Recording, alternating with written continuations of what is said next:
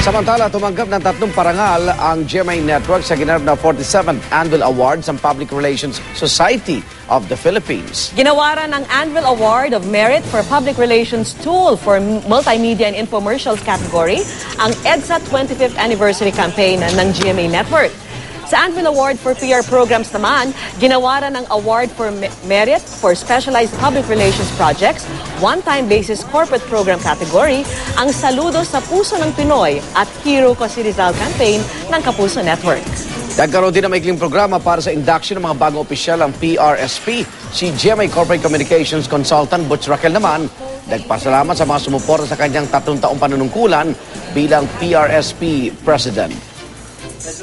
Napaka-espesyal ng pagkilalang ito sa atin ng Anvil Awards kasi ang layunin talaga ng ating mga makabuluhang kampanya ay magbigay inspirasyon sa ating mga kapuso and also para i-celebrate ang ating pagka-Pilipino. These 3 campaigns had in common was they were inspired by real people with actual good deeds and actual examples that people can look up to.